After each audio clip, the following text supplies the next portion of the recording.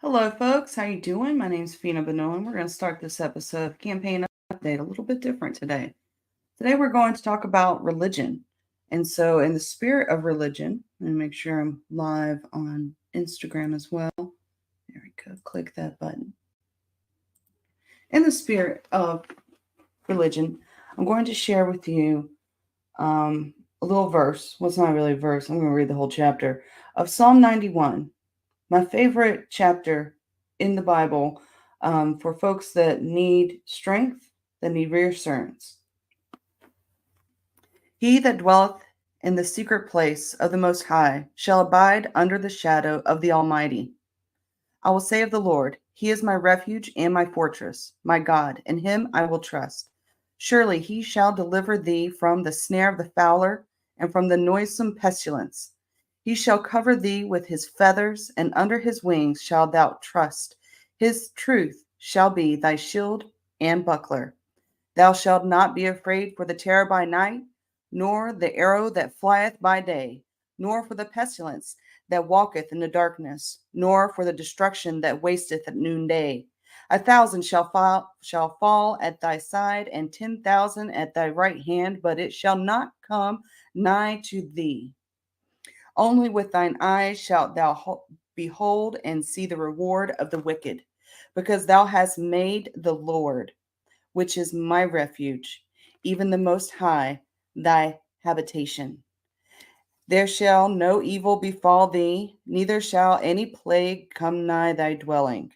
For he shall give his angels charge over thee, to keep thee in all thy ways. They shall bear thee up in their hands, lest thou dash thy foot against a stone. Thou shalt tread upon the lion and the adder, the young lion and the dragon shalt thou tremble under feet. Because he hath set his love upon me, therefore I will deliver him. Because I will set him on high, because he hath known my name. He shall call upon me, and I will answer him. I will be with him in trouble, and I will deliver him and honor him. With long life I will satisfy him and shew him my salvation.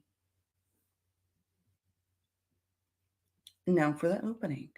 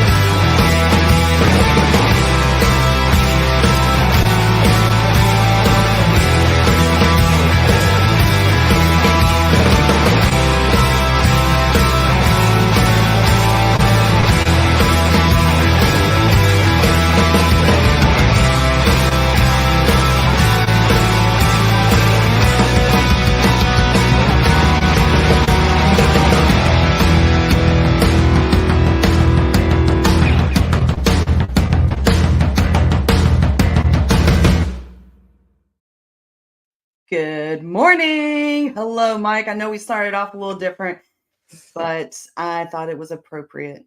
No issues. I usually start off with, Psalms 118:22. This is the day the Lord has made. Let us rejoice and be glad in it. I start my speeches that way when I'm speaking to groups. I don't quote the verse, but that's what I say. So I am new again to my journey in Christ, if that makes sense.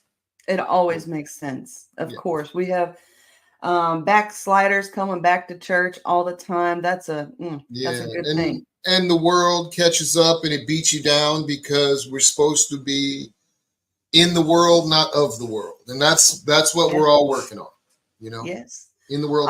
I just got to say this before we get really into it. If we don't have guests again, if our candidates don't show up.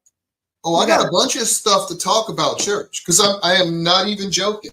I got plenty I'm not going to do a Bible reading with you, but I am going to do certain ones like when I talk about I'm just a man and I know that I sin and oh my God, I'm probably going to sin again.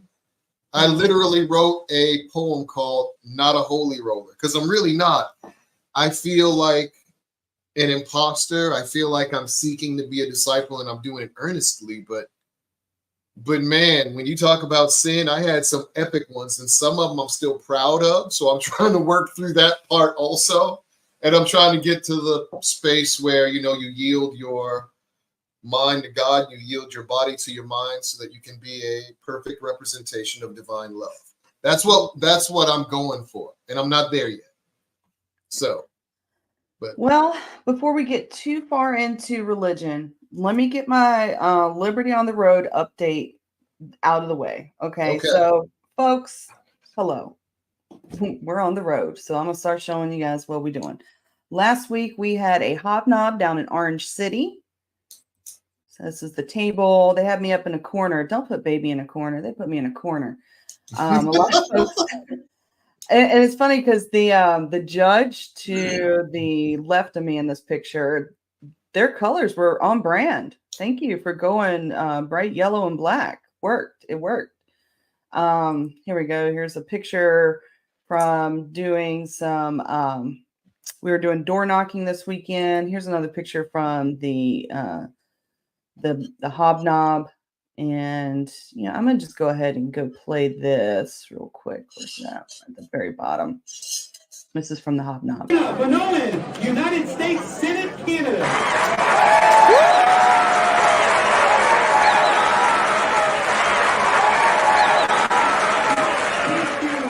United States Senate candidate.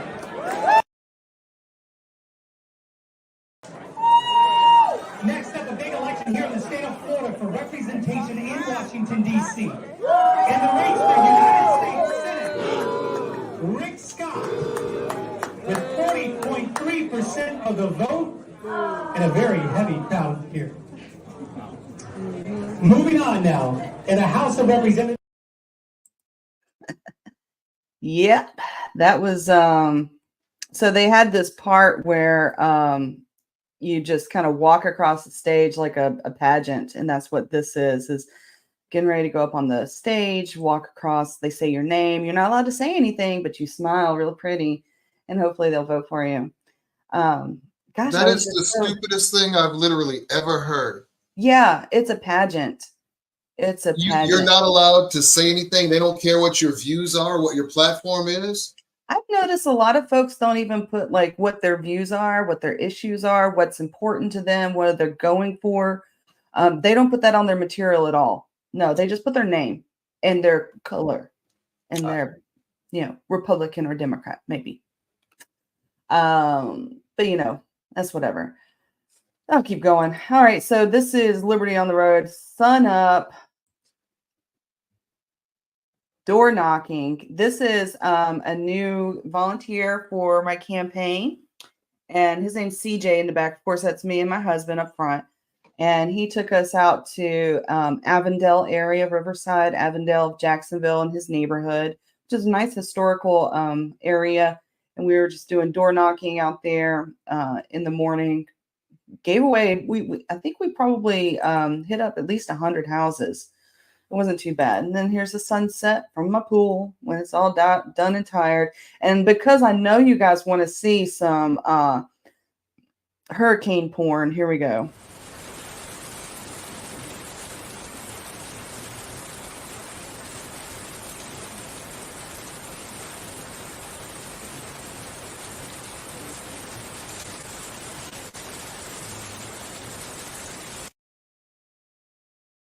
Yeah.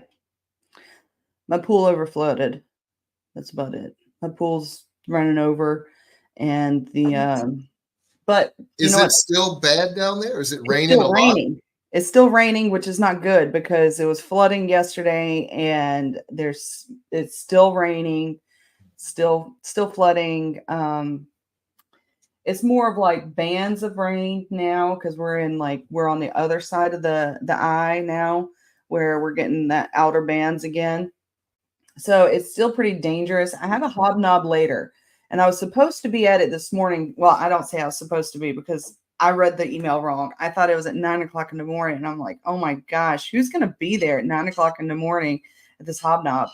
But we're going to, I'm still debating on whether to go to it or not because I need to be there by 3 o'clock. This show doesn't get over until 1. What is it? And it's a 3-hour drive. Well, 2.5-hour drive. Jesus. It's a hobnob. It's another opportunity for me to walk across the stage and someone say my name. Now, the good thing about this last hobnob, a couple things. First, they had food. I like that they had food there. I was hungry. I paid $250 for a table to be in a corner and no one come by, but at least I got a plate of food. Also, they actually they came up to me and asked me how to say my name. I can't tell you how many times my name's been called and I've had to walk across the stage to I'm having a little trouble with this one. Fiona. I like Fiona. It's a pretty name. Fiona Banana. Yes, come on. No. Just you see the letters, they don't make sense to you. Just ask the person. Just ask them. Feena Bonoan. Feena Bonoan. Oh, my favorite was when my t-shirts from Hawaii, the Feena Bonoan was like right here on the chest, right? And so I got a few boob Noans. Can I do a couple of Bible verses that I love real quick? Just absolutely. I'm done. A couple, because I've been thinking about this show for a couple of days now, and I mean I put things together that really a lot of folks don't connect, and I'm thinking about our foreign policy in Israel. And I mean, if you think about religion, could Israel just be doing what the Bible said to do? You go in, you root them out, root and stem, and you leave no trace, or else they'll vex you in the future. That's what he said. If you will not drive out the inhabitants from before you, then it shall come to pass that those which you let remain of them shall be pricks in your eyes and thorns in your sides. They basically said scorched earth. So is that what Israel is doing? And is that why we allow them to? Because we're trying to let them do, but that's not kind of how Jesus does stuff. Jesus was all about love, and that whole Old Testament thing was supposed to be not done. I don't know what's going on. But so you're right. Jesus doesn't preach that, but Jewish people don't follow Jesus normally. That is true, but I mean, you can't just it said root them out, not genocide them. I guess they're trying to give them a way to leave. So why won't anybody take them in is a better question. And I'm not saying that it's fair that they're getting rooted out. I don't deal with what I would like. I kind of deal with what is. And what is people are dying. You're living in horrific conditions, and there's nothing anybody can do about it. So why can't somebody take them in? And then folks are going to dump a bunch of people out at my door, and I'm going to laugh because I got no room and I'm broke. But I'll feed who I can. Is littered. It is absolutely littered throughout the entire book of instances where we look at the people that are doing this, like rooting them out, as the enemy. You take, for instance, Moses. their king had commanded that all the children be, firstborn killed. of Egypt. But see, that's why I love our Constitution. Where is that little thing? Bam. All right. It says you eliminate religion out of the state. We don't mix the two. But see, the thing that people miss when they hear that is we give up all of our lives. We called unto liberty. We're not supposed to use liberty as an occasion to the flesh. We're supposed to be good men. And the reason the Constitution exists, and I keep trying to tell people that, it's to limit the power of government, not to give people rights. The reason why it's like that is it is a system of governance. Libertarianism, our founding fathers were libertarians. Libertarianism is a system of governance. You're still supposed to have good men and good women come into office. And I've done some bad stuff, but I haven't done bad stuff like the stuff going on up the hill. So people ask me how I'm going to win, and I just give them another one of my favorite verses.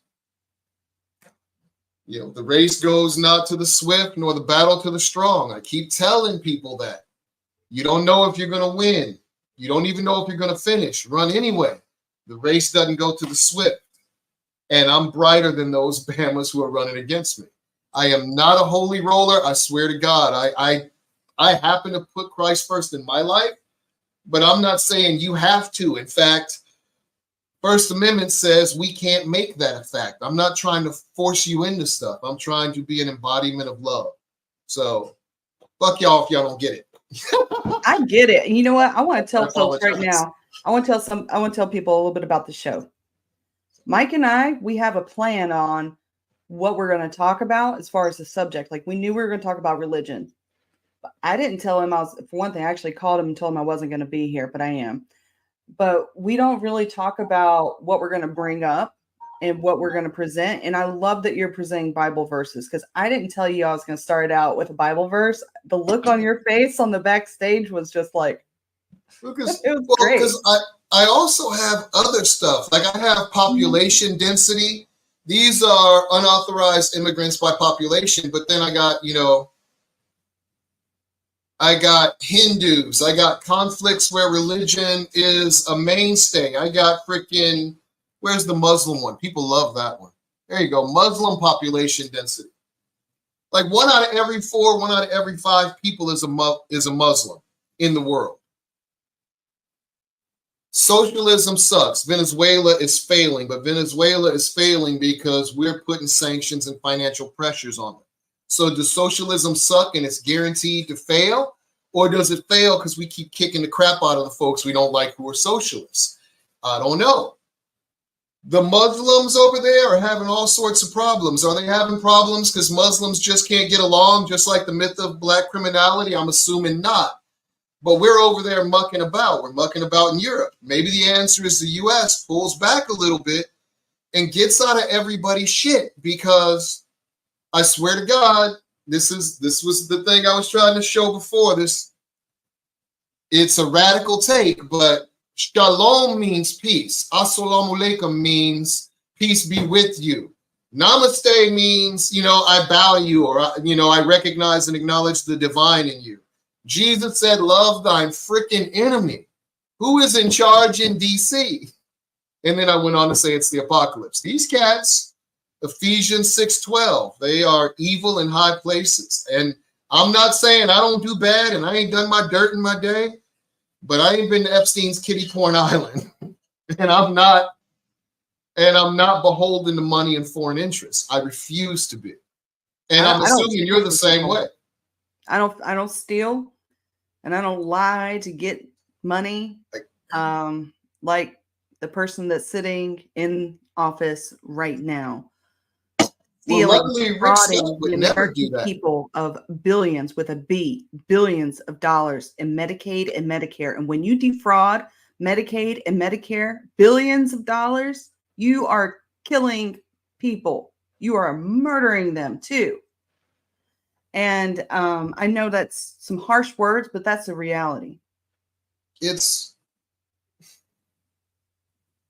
they keep doing the same things and they expect a different income, and that's or outcome, and that's my definition of insanity. They think consuming is what we're about, and consuming is what we've become. Consuming and debt and luxury.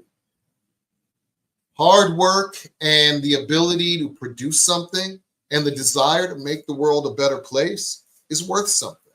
And we need good old-fashioned values, and they don't have to be Christian values. I happen to be a Christian, but I've looked at the Quran and I need to study it more, but I've looked at the Kebra Nagast and the Odu Ifa. My wife, in fact, who I'm in the middle of the divorce from, again, I'm a terrible messenger, but my message is pure. The Quran, I had one. I don't know where mine went. America's sick unless government's the cure. I am not a perfect man, and I'm spinning left and right. Were you LDS? No. Just got the book? I no. So my mind. Okay, so sorry, LDS, Latter-day Saints. However you get to God is, or the light, or the positive side of things. If you were to think of the yin and the yang, for instance, if you're on the lighter side, however you get to that greater than in the lighter side is okay with me. I don't care how you do it. Now, me as a Christian, I believe something very radical. I believe that God did not quit talking to us. I do not believe that the Bible is finished. And that's one of the things I like about the Mormon faith is they still believe that there are prophets today. They still believe that the word is living and is still being written. And so yeah, I like the Mormons for that. They also believe in science and expanding the universe. Like, not all Christians believe in and a lot of them don't. Science. A lot of them don't. Yeah. But I really think, and a lot of me goes, okay, so I'm Christian, so I believe that Christ died to fulfill the covenant in the Old Testament that God made with Abraham. Blah, blah, blah, bada bing, bada bing. You can go research that stuff if you want to. It's actually kind of fascinating. But when I was getting married in front of the fountain at one of these national galleries, National Gallery of Art, National Gallery of History, one of them. And it was in front of the statue of Hermes, who was Mercury in another mythos, and he's been attributed to Hermes, or to Loki in Norse mythos. My wife is Yoruba. She's not Christian. So she said, oh, that's Loki, or not Loki. She said it's a Legba. And I'm laughing because a lot of this stuff has a homeogenesis. It has a common root. And everything I've read, meditation to Zen, comes all the way back to Christ. And he is the vine, I am the branch. You know? So we kind of touched on it. We're kind of like talking around it, but I want to share a little bit of science too, right? Blind me with science. This is quantum entanglement. This is the first visual that we have of quantum entangled protons, and notice it looks like a yin yang, what the Tao is based off of. That's and it's awesome. funny when you read in the Tao, right? It says in the beginning there was the Tao, and that like all things come from the Tao, which is the word. In the beginning there was the word, and all things came from the word. And I believe that there is a unity in a lot of religions that come down to, you know, this singular point of that thing you found there. I read about it earlier, and something in that said that proved that all molecules, all molecules have some type of consciousness, and that you are probably just a collection of consciousness that decided to take this form and have this experience. Oh, there was a scientific word for that. I remember when I was a kid, I used to say it because I'd be like, this cup has feelings, and if I don't use this cup every once in a while, it's going to start feeling like it's not useful. We call that above my pay grade. I'm trying to speak love into everything in the universe, but to me, a cup is a cup, and maybe I'm too far programmed, but I'm still living in the world, so I like that this is a cup. Yeah, I like that this is a cup, and it's a very functional cup. I got this cup from my friend Holly a couple weeks ago, and I went out to Crestview, and this has got all the little spots of Crestview, Florida, which is in the panhandle of Florida. Mm-hmm. And like, I've been in love with the town of Crestview since I first visited it back in 2012, I believe. And it's just small town vibes, but it's very diverse. It's still kind of like a military town, but oh my gosh, we have. Oh, I was gonna do the whole backstage. Do you Matrix, see him? There is no cup thing. I was just coming to it. We got somebody backstage. We do have our candidate backstage today. We've got James Wiley from Colorado. Later today, we're gonna have Miguel El Skipper Quinero, but before we get to James, we're giving him a second to get ready. We're going to cut to a commercial. We're going to. So we'll cut to one of these. Hey, my name is Mike Scott. I'm the Libertarian Party nominee for Senate for the great state of Maryland. And I have a simple question for you. How much is $2 million? Seriously, real talk. When I was a young man, $2 million was all the money in the world. It would have been life-changing. Hell, even now, $2 million would be life-changing. That is a significant amount of money to most Americans. When I was in the military, $2 million took on a little bit different, approach. I had $100 million budgets. I had over $1 billion one budget, and I helped build the president's budget, at least the Air Force's portion. So $2 million is a rounding error. Like, seriously, $2 million was a rounding error. So it's anywhere from insignificant pocket lint to, oh my God, a universal remote control for the world. You know what I'm saying? $2 million is also about what Angela Alsobrook raised in the first 3 months of 2024. Yeah, January, February, March. She raised about $2.1 million, raising her total war chest to a little north of 7 million. She's in third place. Larry Hogan Lockdown Larry just out fundraised her. And David Trone, I think, is in first place. I can't even watch YouTube without seeing that cat's videos. He's in first place. And he's put in $18 million of his own money. And I know folks are going to say, oh my God, money is how we figure out who supports you. No, dude. Money means you're either bought and owe a bunch of favors, or you're rich and you're after power for some reason. I'm neither bought nor rich. What I want is smaller government, less taxes, and freedom for America. All right. James Wiley, you are on stage. How are you doing, James? Wonderful, guys. How are you doing? Doing well. Welcome to Campaign Update. So I'm going to give you the solo, and I want you to just give you your 2-minute elevator speech of why folks should vote for you, what you're running for, and all that good stuff. Go for it. Thanks, Feena. I would like people to vote for me because they've got a set of hope for the future that's taken root in their hearts, and that's started to grow, and they're looking for a new option for their congressional representation, but also just in politics in general. I think right now the Libertarian Party in Colorado and nationally has the opportunity to present to voters a third option, a new option, an option of hope.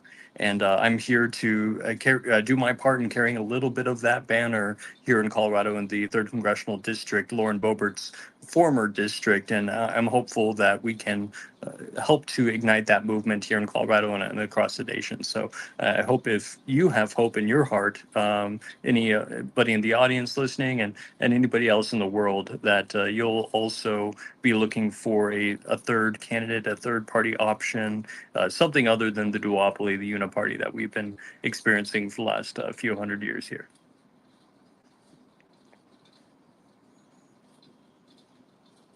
Oh, goodness, I'm muted. What are some of your qualifications you have for running for office here? What's your background? I'd like to destroy the state. I think that's the number one qualifier for anybody running for office is their desire to undermine the power of the state, of the federal government, and to try to return most of that authority, most of that power, if not all of it, back to the people where it originated. So my motivation, my will, my intent, I think is the number one qualifier. What I will do once I get there, destroy the ring of power as opposed to wield it for evil purposes like everybody else seems to once they get there. But in addition to my motivation, my qualifications come through an extensive background involved in civil rights activism. I've been working the last 4 years, particularly in the election integrity space, fighting the state, fighting against the machine directly. And so that's where I've kind of built my experience. Before that, I worked in finance, and before that, I was in college. So still young in the game of politics overall. But I think that ferocity, that intensity, that fire that the newer generation is bringing to politics is necessary to push out some of the old and make sure that we're moving in a new direction without the baggage, or as Kamala Harris would say, what can be unburdened by what has been. So I'm motivated by that, not the Marxist communist aspect of that, but the aspect of making sure to bring a new skill set to the table. My formal education is in business. I have a marketing and management degree and an MBA, and so that's that's led to development of organizational and marketing and other aspects that feeded my campaign. So running for office in that capacity. But I also have what I would describe as a conservative arts degree. That's a business degree is a conservative arts degree. It took a lot of economics classes, got a 88, 89%, pretty much aced all of that piece there. And so that qualification helps me to fight against the state and the excess, the liberalism, the communism, the socialism that seems to have so affected our nation. So I'm looking forward to bring those qualifications to bear and helping to undermine the authority of the state and ultimately lead to its destruction. Okay. So, why libertarian? Why? What got you involved with Libertarian Party, and how long you've been with us? Like, what's your involvement with the Libertarian Party of Colorado? Oh, thank you for the question. I've been a libertarian since I first registered to vote. Way back in 2012, I was part of the Ron Paul Revolution, where much of our generation was inspired by the lessons of conservatism, of libertarianism, of the freedom that he promoted. And so I caucused for him in the Republican Party, and unfortunately, he wasn't able to succeed there, and Mitt Romney took over. So I pivoted to the Libertarian Party, and I found Gary Johnson there, and I got to shake his hand the day I voted for him when he came to visit us in Boulder, Colorado, and I was really grateful for that opportunity. He told me that I'll never regret that decision to vote for him, and so I did it again in 2016, and in 2020, of course, we had the whole COVID lockdown, and so I was involved in organizing the fight for Let Her Speak, and in Colorado, we organized the convoys and drove all around the state. And so that's where I first got this libertarian shirt that I wear so proudly as one of the Boogaloo, the redacted boys, CNN boys, whatever you want to call them, but essentially fighting against the tyranny of the state during the 2020 COVID period, and specifically against the tyranny of the state against the people who were protesting that situation. So really grateful for that experience after the Let Her Speak movement and trying to get on the debate stage, and unfortunately we didn't succeed there. Again, I pivoted towards the election integrity scene. I worked there as a civil rights activist, starting organizations, Save Our Suffrage, Election Watch, nonprofit organizations advocating for people's rights, and I've been working in anti-human trafficking as well with an organization called Project Thaler. I did that last year, helped them get their organization off the ground and fight against some of the cartel work in Arizona and other states. So that's my fighting spirit has been developed within those environments, within the election integrity, within the debate access, and the anti-cartel environment. And I want to bring that fight against the state more directly as a representative of the people. So, is this your first run, or have you done other races? I ran for president in college. That was a college president. I did lose, so and I have a basic experience. I wouldn't, even though that's a government institution, I wouldn't consider that as No. necessarily running for office. So, So this is your first run. first official run. Yes, yes. Okay. So how do you like being the candidate? Have you gone out to do some straw polls? Are you working with a campaign team? The team is small. We've got a few volunteers that are helping out, but the major opportunity I've had is with strategic alliances and working with other candidates, maybe in other parties, and negotiating with them to try to make a difference in the political scene here. In Colorado, we have something called the pledge, the Libertarian pledge, and we were able to negotiate that with the GOP. We've actually had some independents sign on to it. No Democrats yet, though there's been some interest. And that's a concept where if there's a candidate out there who's sufficiently libertarian minded, we don't want to be competing against them. We don't want to be spoiling their race, whether they're Republican or Democrat or independent. We want to come and form a coalition with you. And so there were several Republican candidates who came forward and said, I love that concept. And they signed the pledge. And from that point, we were able to negotiate a certain arrangement. For example, Lauren Boebert, her first reaction to the pledge is, I'm not going to sign. I only pledge to God and country. And she cast aside our libertarian principles, which are upheld by the pledge. And so my reaction to her was, well, I'm going to run against you. If you're not going to sign the pledge, I'm going to run against you. That's why I entered the race. And as a consequence of that, she ended up dropping out of that race and switching districts. So when she wasn't able to sign the pledge, I became the spoiler to her and she ran off. We've had success with that pledge in other areas as well, because we Is had she going to three. run against is there going to be a libertarian running against her in her race now? Yes, the esteemed Hannah Goodman, the chairman of Colorado, has Nice. taken her on, former vice chairman candidate at the national level, but really well known throughout the country and really bringing an intense fight. So HannahForLiberty.com, I'll plug her a little bit as well. Make sure to support and contribute to her campaign, because while I started out as the one that was going to destroy Lauren Boebert, I don't get to finish it. I was hoping to, but I don't get to finish it. Hannah's going to finish the job. So please support Hannah in that respect. Of course, if support my campaign as well, JamesForPeace.com, and we'll still win this district against the deep state, but it'd be great to take on Lauren specifically. And so we've got her in that angle. And there were other candidates who signed the pledge in my district, but they didn't make it through the primary. The three other Mhm. candidates signed the pledge, but they didn't make it through the primary. So the Republican Party is essentially saying, we want to run against you because we refuse to bring forward a candidate who you won't run against. So they want me to be in the race. Okay. Well, speaking of, I'm going to go ahead and share your website. We're going to do this a little bit differently this time, Oh, because cool. Thanks. usually I do screenshots, but this time I'm just going to go straight up to your website. Let me know if it works out. So here's your website, James for Peace, End All War. This looks like a really nice website. Who did your website? I did, actually. I appreciate that. We'll accept the cookies. Okay. Got an anonymous mask. Sovereignty. Oh, like that. Moral duty. So today we are talking about, religion. And you knew that when I booked you that we're talking about religion. So you have a moral duty here. Liberty without personal responsibility is anarchy.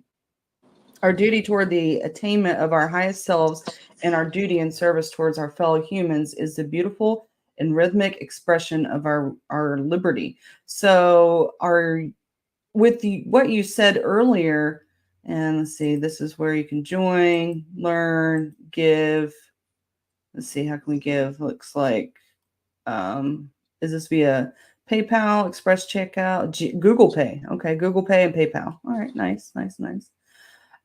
So with what we talked about earlier, you saying dismantling the system.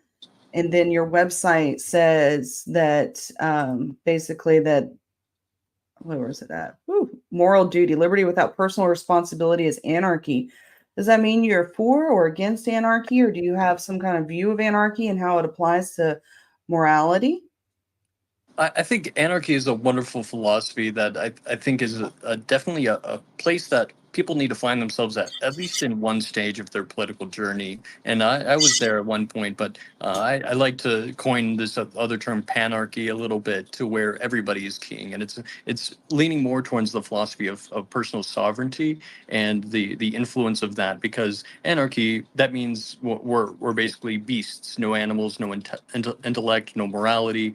But to be a panarchist, to grant everybody that sovereign right to put a crown on everybody's head around you as well as your own, and see them under that light, that's more the philosophy that I appreciate. And I feel that invokes the higher nature of humanity versus the lower nature of humanity, the more beastly natures. And we need to assume the best of people, assume that they have a moral code, and maybe they don't, but they'll grow into that assumption, hopefully, get us giving them the benefit of the doubt of the positive character that they have, and setting the example for them also. So libertarianism is more than just liberty. It's also a cause of personal responsibility and sovereignty. That's, you mentioned, I was thinking about Kant. He said that rationality and protecting conscious choice must be the basis for all of our moral reasoning. And that just, it reminded me of that. And you mentioned another philosopher I didn't remember, but can you remind me? That's what I was trying to ask about, the other philosopher. Because that's a very Kantian approach, how we're trying to make it so that you have liberty on your mind, but it doesn't mean you're going to be a nihilist. It doesn't mean you're going to go through and do every evil thing you can just because you're free, because, you know, we all have to get along in society. I don't know. And there's an opportunity for us as humans, and this is less of the political, more of the philosophical, maybe a religious piece of things, but we have an opportunity, being conscious of ourselves, to improve ourselves, and to being conscious of our society, to improve our society. And that knowledge, that understanding, translates into a responsibility, and that responsibility into a duty, and that duty hopefully into action. And so as we have evolved into being cognitive beings with consciousness, we're aware of ourselves, we're aware of our actions and the consequences of our actions. We have a duty to select those actions which are going to result in a positive outcome, and particularly as it concerns ourselves, most particularly as it concerns ourselves, ensuring that we're improving over time. So whether it's any of the great philosophers, be it economic or psychological, or dealing with these different subjects that breach the physical into the mental and the spiritual aspects, I really appreciate them. Of course, some of the framework of libertarianism, the Bestaat, the Hayek, the Mises, the Rothbard, those are some of the greats who I really depend on for a lot of the philosophy I try to bring and educate the public on. So I try to be less of a politician and more of a philosopher. Hopefully that isn't going to be killed. DC doesn't need more politicians, Mr. Wiley. Does not. Yeah, thanks, Mike. So James, you've kind of touched about it a little bit, and I want to take this moment because I got to get my talking points in too, and this is one of them. And in Hawaii, when I ran for U.S. Senate out there in 2022, because it's my third run for folks that don't know, I started in 2020, and I met this like Hawaiian Kingdom sovereignty guy, and I think he's probably, if he's not directly lineage to like the Hawaiian like crown, it like adjacent to it. Anyways, he told me, you know, most people understand the golden rule of you treat others how you want to be treated, but there is a rule above that, and it's you treat others how they want to be treated. When you put yourself onto others, like not everybody wants to be treated like a Southern woman. You know, some people want to be treated like a man. Some people and some women want to be treated. You treat people how they want to be treated, and then it's on you to be treated how you want to be treated. You expect and demand the kind of respect and treatment that you want. And you know, we were talking a little bit about anarchy and a new movement within that. And I think that kind of goes along with it, in that you're not putting yourself and your beliefs onto others. You're meeting others where they are. and you're treating them with respect and upholding your own dignity and keeping yourself in a place that you can, live with and you can morally have your own high ground with, without diminishing others.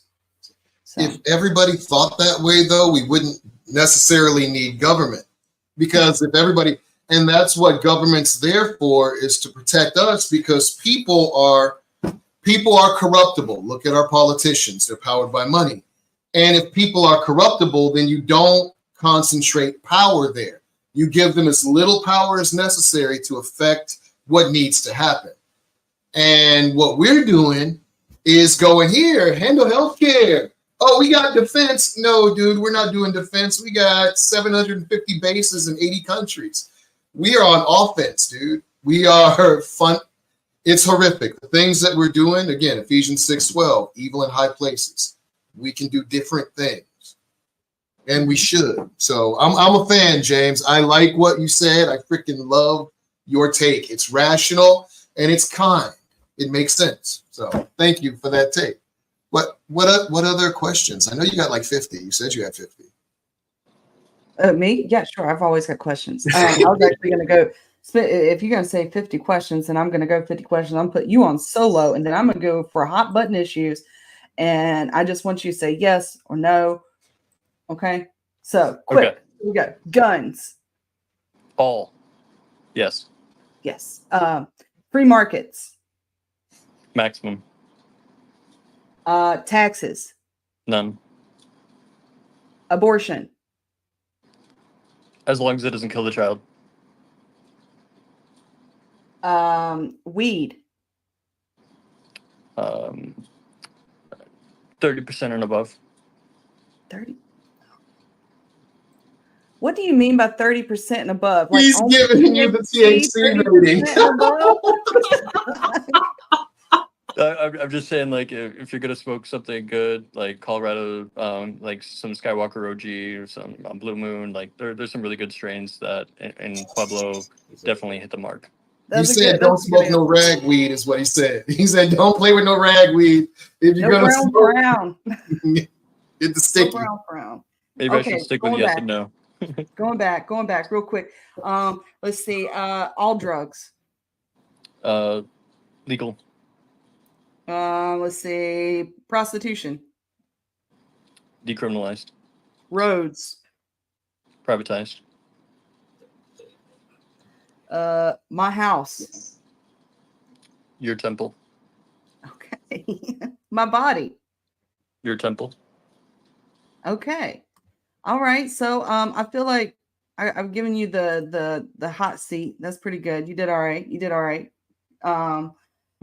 Wait, Leviticus. LGBTQ plus Leviticus. Yeah. Not for minors. Well, that would be like the TQ plus aspect should not be for minors, because that involves permanent changes to the individual and whatnot, and that's something they can't consent to, and the parents also can't consent on behalf of the child to something that's and to be consistent, I'm also against all I just don't think minors. mutilation. I don't think the whole sexuality should include minors at all. Like that conversation, that is like. My only issue with that is back in the day they were trying to make was it Jehovah's Witnesses or Christian Scientists or whatever, they were trying to make their kids take what they thought were necessary treatments, and they were talking about snatching kids for the vaccine. Hell, we were at vaccine passports. I am not for transing children. However, I am not for allowing government to get in between the healthcare decisions I decide to make for my child, and freedom entails risk. And just because I don't think they should do it, doesn't mean I think they should ban it. And I don't want to give any of those people power, because they'll find a way to use it against me. So they can't have it. So I am a minarchist. There's some stuff y'all should mess with. We got it in the Constitution. I would be an anarchist, but I hate growing food and I like air conditioning. So you could keep your air conditioning as an anarchist. But. I like roads. So. I'm a roads person. I've been to countries that don't have roads and seen the chaos. I've driven. I've not. Luckily, I've not driven on those roads, but because I've been oh my in God, I was places over- with open benjo ditches, dude, where you got open sewers. They started covering them with concrete, but it was just a little rut that went down the middle of the road. yeah, there's I certain love America. infrastructures that's good for everybody. You know, like the plumbing system, clean water, like those things. Well, Good to But have. then again, you look at Flint, Michigan, and they got lead in their water, and black folks are 4 times as likely because government. And when those idiots, when the Ford plant decided, hey, we can't use this water, it's complete shit.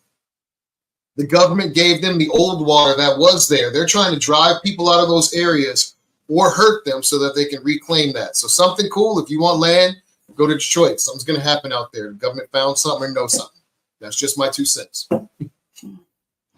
All right, James. All right, we got like a few more minutes before we got to do the Chase Oliver update. And what are your thoughts on the criminal justice system? Oh boy, that's a big subject. I've worked with It an is. attorney for the last several years. In addition to doing the election integrity, he also does a criminal defense law. So we supported a lot of different clients who were going through the system, as you might say, and some of them definitely deserve to be there. But regardless, the way that the system treated them and treated even especially the people who didn't deserve to be there is horrible. And the fact that this what's supposed to be the criminal justice system is really just a financial market to bet on the probability that people show up for their bond hearing or whether or not they'll go to jail, the conviction rates. We shouldn't be having derivative markets on people's future and their freedoms. We should just help correct them if something goes wrong through private industry. We don't need government jails. We don't need government police, nothing like that. What we need is communities taking responsibility for themselves and enforcing the law in the capacity that they see the law broken in front of them, as opposed to utilizing the force and violence of the state to accomplish any of those goals. So I feel like in an environment where you've destroyed the state entirely, a few steps further than minarchism, even, you still have law and order. You still have the people coming together to form systems and accountability. That doesn't mean that the state needs to necessarily tax people on the threat of violence in order to fund those endeavors in the criminal justice system. That could be funded by donation. There was a time and a place where bounty hunters would go out and pursue rewards in order to capture people, and those rewards would be crowdfunded for with a GoFundMe. Just kidding. They didn't have GoFundMe back then, but they did have the hat. They passed the hat. They raised the money. They found the evil people. They stopped them, and they locked them up in either private prisons as those were available according to the law. And you don't need the government to be able to work within the law. You just need people who understand the law to be able to act with confidence to enforce it. And that goes with the whole doctor and medical and abortion and protecting children from trans and all those other decisions with the Scientologists and whatnot. I'm not trying to get the police in anybody's house, but if my neighbor's abusing their kids, it's my responsibility to do something about that. Back in the day, you'd actually talk to the neighbors. I don't think you do that now. Probably not yet. I was just going to give you a little bit of pushback on, because it's one of the things I really think government, and this sounds terrible, I don't think government should fund it, but I hate privatizing. I hate the idea of privatizing prison. I just want it to change completely into something that's rehabilitative versus punitive, because they have other models in other places that aren't horrifying, and we don't have the tropes about the tortures that they go through in our prison system. So, and I guess technically they do that with both private and public prisons, but that's the nature of what we accept as a people in prison, not necessarily whether it's public or private. So what I'd really like to see there is bring back the asylums, and not as public institutions, not as private institutions, as nonprofit community institutions. Here in Pueblo, Colorado, we have what's called the state hospital. I'd like it to be renamed just the hospital, and people can donate to it and support it. And rather than filling our prisons with people with mental health issues, we can put them back in the asylums. And you see the asylum population collapse over the last 4 years, and the prison population replace that essentially. And these people do not belong in prison. They belong somewhere where they can not hurt themselves or other people, in more of a permanent capacity, because they need to be institutionalized, not in a state institution, but in a nonprofit institution that'll care for them and be accountable to the donors and to the community in which that nonprofit exists. Well, the federal level isn't where most of this stuff should be, irrespective of, it shouldn't be way up at the top, because we got to pay for those 2 million employees and 1 million plus, Guard and Reserve and active duty troops. So we need to shrink all that and keep that money down at state and community levels. And maybe that stuff can fund it. I personally am like you. I think it should be done through the communities, through the churches, through nonprofits. But, whatever we think, it shouldn't be done at the federal level. So.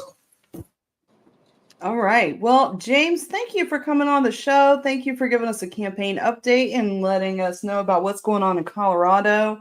Thank you for running for office and keeping the light for liberty on. And if you want to say anything else to folks, the audience, or anything, you got 1 second. Go ahead. 2024 is the year. We got exciting things coming. Look to Colorado. I know there's going to be some controversy coming up here, so look to Colorado for some more activity with the Libertarian Party and shifts in politics and rebuilding the political landscape so that we can win this year. Thank you for the time. I really appreciate it. No, I loved your conversation, dude. It was amazing. Thank you. JamesForPeace.com. Please donate. Bye. James for Peace. All right. Commercial time, and then it's right on to the Chase Oliver update. A record number of Americans favor a new political party. 57% of Americans still believe a third major political party is necessary. Voting third party is a wasted vote? Bullshit. This is the establishment's most successful lie in modern politics. America is the only major country with free elections to only have 2 viable options. Not anymore. The Libertarian Party is the fastest growing political party in America and will be on the ballot in all 50 states.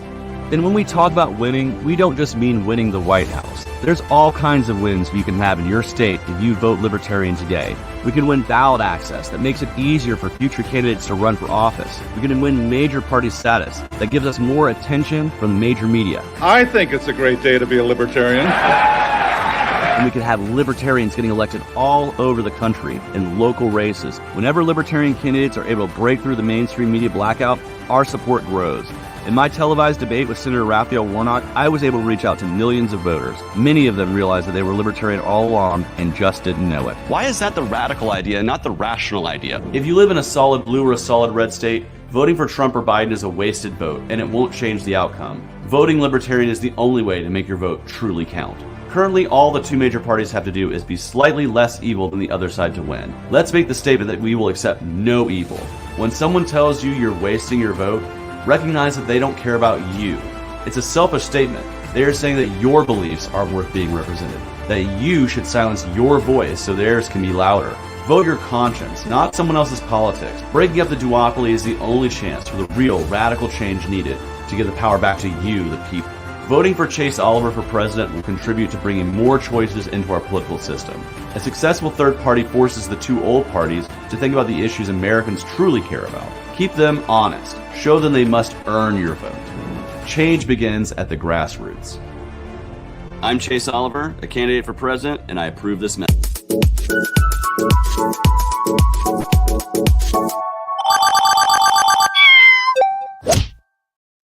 Did you like that? I did. That's cute. Welcome, Amber. Hey. I'm gonna play it again. I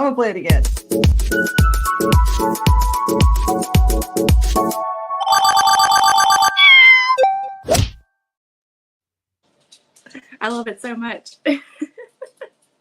All right, Amber, what is Chase Oliver doing? Where's he at? What's going on? What happened last week? What's happening next week? What's happening this week? Well, last week we all went to Kentucky. He spoke at I'm about to say Iowa State Fair, and that's not what we did. The Fancy Farm.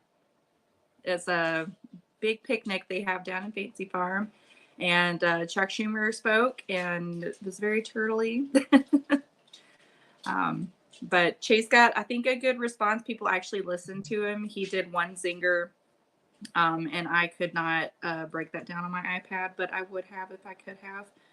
But he started talking about all of the things that Biden did wrong, and then he's like, "Oh wait, that was Trump." Those are always good. Yeah. So what's going on this week? So this week we were heading to Iowa. I am in St. Louis right now because it's midway. So we're gonna go up to Iowa, and we are going to file with the Secretary of State tomorrow, and then head to a rally with about, I think, 150 local farmers protesting eminent domain. So that'll be a really good thing. They're also going to have a parade tomorrow, and we'll just see which one we do. But then we have Iowa State Fair from Thursday, Friday, and Saturday, and then some of the morning on Sunday. So Chase is going to be speaking on Saturday at 4:30 Central. So Okay. I do see you got some pictures up here for us. So we'll go through those. What we got? There's Chase at Batesy Farm getting ready to speak. And then he is doing, I think that was the ABC local affiliate that he did an interview with. And then there is half of our comms team at the Waffle House before we all went our separate ways. And there is LP Kentucky and Chase picking up trash afterwards. So, quick question. I see a bus back there. Do we still have the bus that Joe Jorgensen used in 2022 or 2020? No, that was a rental. So we entertained trying to get a bus. I think it's still kind of in the works, but an actual tour bus was going to be hard to source. It was easier in 2020 because COVID was happening and nobody was touring. Okay. And there he is doing another interview. That guy drove from Ohio to come interview Chase because it was just the closest one to him. And then there's all of us with our signs. And if you see the Chase Your Dreams sign up in the front with the lady with the sunflowers, that's our new campaign slogan. Chase Your Dreams. I like that. I mean, I also like an olive branch. Yeah. There's Chase speaking. I'm just talking to voters. There's the Chase Your Dreams. Another one. And also I gotta spot this one. Childless Cat Lady for Chase Oliver t-shirts. I still gotta get mine. Did you get blue or did you get black? I'm gonna get blue because she's got blue hair and I think it looks cool like that. I think the blue on the blue looks good. I saw the black. The black's cool, but I like the blue better. I've got a whole closet full of black t-shirts and I don't have too many blue ones. So I feel you. I've got a whole closet full of black t-shirts and I'm gonna continue to buy black t-shirts. Yes, Jeremy, thank you. Yeah, they are still downloading on my computer because there's so many of them, but those are the ones that loaded first, so I used them. I appreciate you. All right, so he said next week he's going to be in Iowa. Yep, this coming weekend he's going to be in Iowa doing the Iowa soapbox, and then the following weekend Mike is going to be in Iowa doing the Iowa State Fair. I think I also saw that Chase Oliver is going to be in New York soon. Yes. On Tuesday, I almost forgot about that. On Tuesday, he is doing Monday. Monday, he's going to be doing the Soho Forum. He is going to be arguing against Art Olivia that Trump is the best choice for president. So obviously, Chase is going to argue against that because he's the best choice for president. Naturally. All right. Well, Amber, thank you again for coming on. And thank you, as always, for being a part of the Chase Oliver team and giving us the inside scoop of what's going on presidential campaign. And I look forward to what's going on next week. So, yeah. We'll see you next Tuesday. All righty.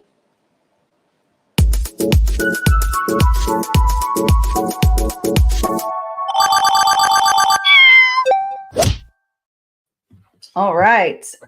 So I wanted to chime in with a couple of chase ideas I had, Okay. but I didn't know if people had a sense of humor. We'll bring I it was back on. thinking, like, just Jack, choose Chase. That could go far. What is it? Will and Grace, you remember Just Jack? Choose Chase. I'm watching old TV shows. Don't mind me. The other one was Chase Progress, because Lord knows we need some progress in this nation. But Yeah, we do. it was really nice seeing you again, Amber. Thank you for the update. All right, thanks, Mike. Bye, guys. Yes.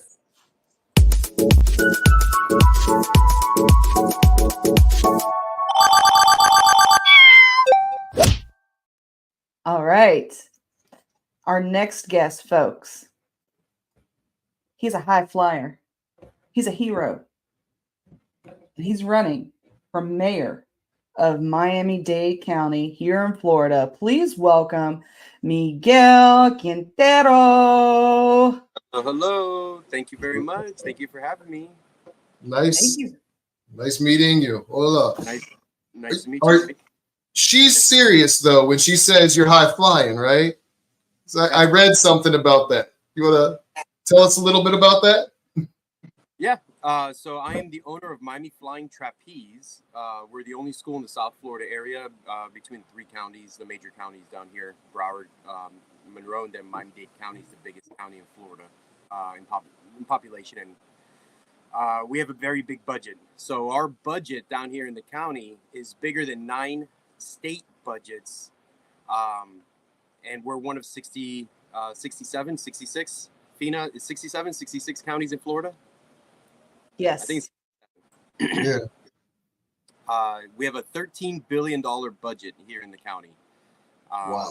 Property value has skyrocketed naturally. It's still on a rise. Now, I think rentals are starting to be a little bit more competitive and start. They're hinting at going down, but they haven't gone down yet. But property value, it continues to trend higher, is higher than any other local county or in the country. So Miami's on fire. My dad lives down near Hialeah. He lives in Miami Lakes. Oh yeah. So I understand what you mean by property values going through the roof. I was looking for a couple houses down there. I wanted to get just those little 564 square feet boxes they have. We're going for $300,000-400 grand last time I checked. You know, I gave up on Miami. I gave up. It's brutal. So the home that I'm currently in, we bought in 2020. We got in right at the start, so we got very lucky. But I can't imagine anyone buying now, because even this home, in 4 years, if I put it on the market, I will have quadrupled my investment. That's how much it's gone up in 4 years. So every year since 2020, I have the price has gone up. The value that we bought it at has gone up that much every year. Everybody thinks that's great until you realize when you want to upgrade, where you're going to upgrade to, because everything else went up that much. Right. So no, if you're selling in Miami, it's because you're moving out. You're going to go where that money can carry farther. But yeah. So that's one of your platforms is housing and urban development out there. Well, yeah. So there's certain areas. So natural. Excuse me. And I'm fighting an infection, so I apologize. I'm really tired. Oh, it's okay. It's okay. But so one of the big things is Miami has to densify, and that's the Live Local. It's a Florida act. It's a state law. The Live Local Act. Miami is going to densify, but it needs to be done reasonably. There are certain places that want to build up and they want to densify. Downtown is easy. You have the US 1 corridor. That's easy. You have Hialeah wants to build up. They want to be like a mini downtown Miami because it's Hialeah. It's kind of its own little country. When you go to Hialeah, in fact, the primary language is Spanish, and it's really cool. I love it. I love the culture that they have there. It's still the United States. And for the most part, the politicians on Hialeah are reminded and still know that it is the United States, but they have their own culture. But they want to build up. They want to densify. You have Dadeland, which is another area down here. They want to build up. But when you start to want to densify the suburban, single-family home areas, and you want to put these high rises there, that doesn't make sense The people don't want it, and yet current politicians, they're all, a lot of them are, most of them are attorneys, and then their side hustle is always development, because that's where the money's at. It's in property. So they have their hands in building structures, whether it be commercial or private, or rental units is the big one. It is cheaper for them to go into these single family home areas, specifically the Black communities, which I'm a big advocate for the Black community, because they're the ones who get trampled on all the time. They're the ones who get taken advantage of. And now there's no bad property in anywhere in the county. Anywhere you develop, it's great, but you can still get somewhat of a deal in a Black community, is the way people see it, because they're lower income areas, and it just seems like people don't care about Black people. It's what's happening in PG County right now. They take over. Yeah. And so you have these either retired politicians who are still well connected, or current politicians who are buying up property, and they don't care how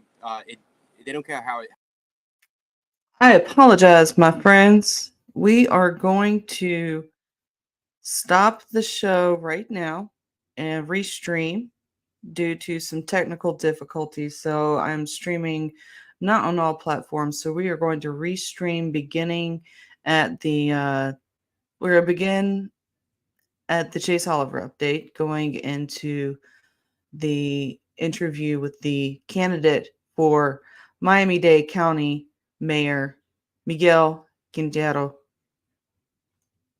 Please stand by.